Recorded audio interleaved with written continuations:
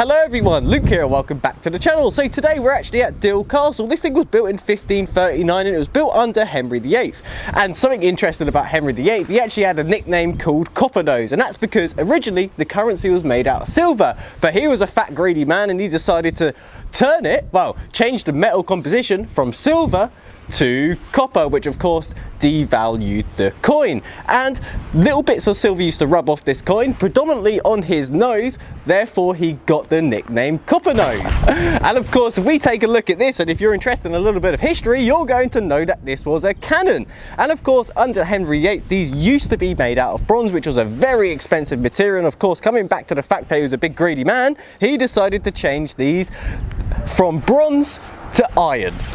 And of course, there was one major problem changing these things from bronze to iron, and after a couple shots, this is what would happen. They didn't last quite as long. Of course, these cannonballs were the things that would get fired out of these, and of course you needed something to give it that propulsion so these could actually fire. Did you know this had a distance of around 1.6 miles of range shooting one of these, and it had a decent accuracy up to around 350 yards. But of course, the thing that they used to propel this cannonball that distance was gunpowder. And of course, cannons weren't the only things to use gunpowder. There was also a whole armoury of guns that used gunpowder. And of course, when you think about it, that must have actually led way to the gunpowder engine.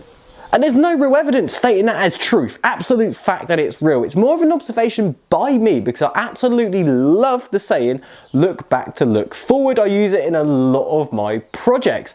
And it makes you wonder, did these people look back to look forward? Because when I mentioned the gunpowder engine, apparently, or some people like to believe, the earliest reference to a gunpowder engine was by Leonardo da Vinci in 1508. And it's with this one statement.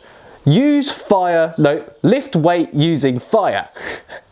I think that can be interpreted in all sorts of different ways, but it wasn't until 1678 when someone called Jean actually come up with a few ideas using this gunpowder engine, and what he wanted to do was to actually use that to solve a problem of lifting water.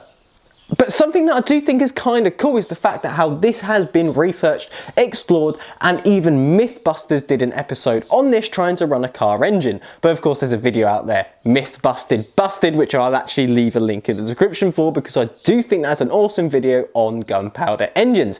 But I felt that was a perfect link. It's the stuff that you don't really think about. How can I possibly link castles and artillery to gunpowder engines in the present? I do think that is kind of cool, but I suppose with that being said, that does bring me to the end of this video. I really hope you enjoyed it, and if you have any questions or suggestions, please don't hesitate to leave them in the comments, and I will try my best to answer them all. Anyway guys, I hope you have the most fantastic day, and I will see you later.